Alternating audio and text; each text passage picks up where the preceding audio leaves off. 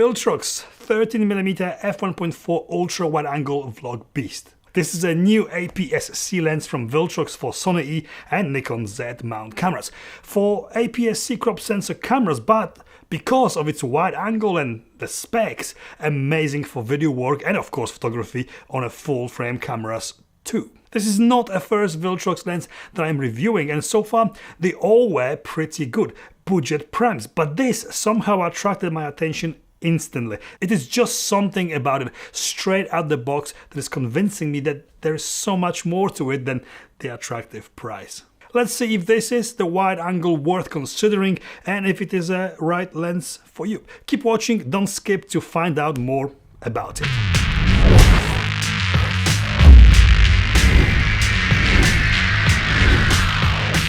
Before I go into it, I must say that this pre-production copy was sent to me by Viltrox for this review. However, as always, I was not paid or asked to say anything specific about it, and this is my honest and unbiased opinion about this lens. This lens is already available for Fuji cameras, and now they are launching new versions for Sony-E, this one, and Nikon Z cameras. In the time of filming this video now, the lens is still on Indiegogo, so if you like what you see, you could save yourself some money by backing the campaign. Now, more details below in the description. This is aPS-C lens, and 13mm is equivalent to about 20mm on a full frame camera. I have been shooting with it on both Sony a6600 and a7 IV, and from the first photo and video I have taken with it, I am very impressed. Viltrox is one of those up-and-coming brands from China offering very decent quality primes for budget-conscious shooters. Certainly all the ones that I have tried, reviewed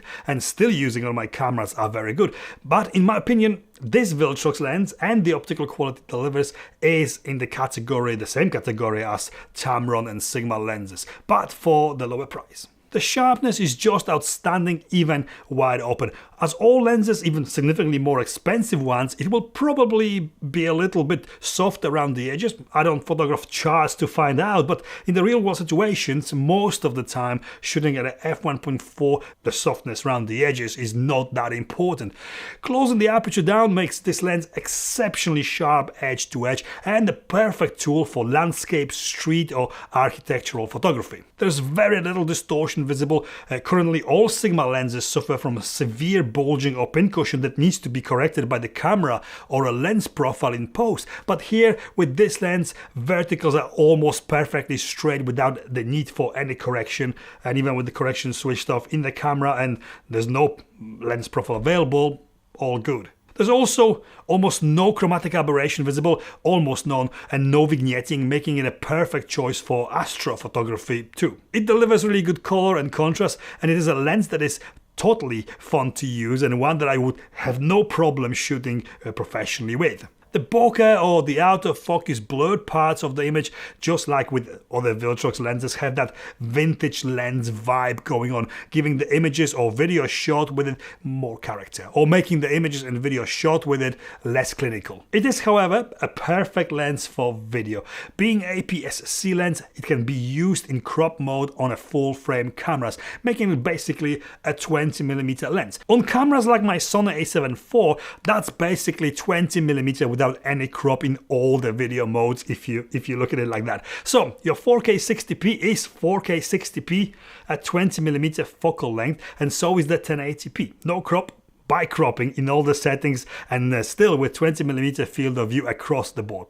Genius. The video size or quality is not compromised by the fact that this is an aPS-C lens. It's basically a 20mm lens. 13mm, 20mm is certainly a great focal length for a lot of video applications. Superb for vlogging, handheld vlogging like this. Is definitely wide enough to include you and your surroundings in one shot very easily. It's not stabilized lens, but because it's a wide angle lens, it's very forgiving to any micro jitters or micro handshakes you might have while filming handheld like this.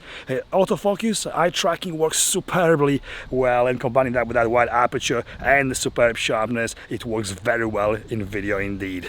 This focal length is also perfect for filming from the gimbal, enhancing the sense of motion and just generally for filming in a lot of different situations when you need to get more into the frame. 20mm lets you do that. Built All standard Viltrox here, plastic, but the tough kind. Feels solid, but I'm sure the feeling of solidness is magnified by the weight. It's not feather light. It weighs 420 grams for this Sony-E version I have here, and the Nikon Z version weighs 455 grams. Not exactly very heavy, but a little bit too heavy on a small camera like Sony a6600 or even ZV-E10 in my opinion. Filter thread of 67mm. No switches on the lens, not even auto manual focus switch, but you get the standard with most of the Viltrox lenses manual aperture ring. This can be controlled electronically via the camera or manually on the lens. Clickless, but not super smooth, making some plastic on plastic rubbing noise when turned. Smooth focus ring, nothing special, but okay, and the lens has got dust sealing throughout, not just at the mount. No mention of water resistance in the spec of the lens, apart from the coating of the front glass element, and I wouldn't advise using it in a heavy rain to find out if it is splash proof, water resistant or not either. Price. If you back the Kickstarter campaign on the Indiegogo right now, you can save yourself nearly £100 or dollars of the future price of this lens. I am starting to sound like a Viltrox salesman here, sorry. This lens will retail for just over £400 or dollars once it is shipping later this year. Not really dirt cheap, but comparing it to any other lens with this spec available for Sony or Nikon cameras, it is significantly less expensive. For those who are not snobs that only need to have most expensive and the same manufacturer as their camera lenses when seen in public, this is pretty good value for money. Cheaper than all the competition, but delivering quality as good as the lenses from Tamron or Sigma. Conclusion. I know a lot of people wouldn't even look at the brand like Viltrox or be seen with it on their very expensive mirrorless cameras. They are actually pretty good, and I do like Viltrox lenses, and only the other day I was filming commercially with Viltrox 24mm and Sony 50mm f1.4 G Master at the same time, and for 999 people out of 1000 there is no visible difference in quality between them. Viltrox actually held pretty well next to GM lens without any problems. This lens, however, comes now to a very crowded market with a lot of wide-angle lenses available, especially for Sony cameras, and it comes with a price that, even though it's lower than all of the competition, still not very cheap. What's happening there? They are really Viltrox now really upping their game to be competitive with not only the price but also the quality. It is cheaper and it is very good.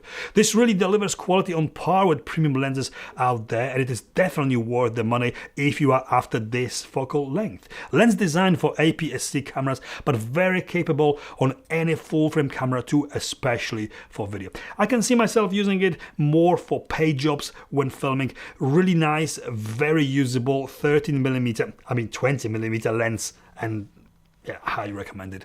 And this is it from me. I hope this video was informative or at least entertaining. If it was, please give me that thumbs up. Please consider subscribing. Follow me on Instagram for more photos and videos from all of the lenses and that I review here on my channel. Thank you for watching, and I'll see you next time. Feels solid, and I'm sure the feeling of solidness is not... what am I doing, man? Not exactly very heavy, but a little bit too heavy on a small camera like Sony a6600. It is significantly. Lens designed for aPS-C cameras, but very capable of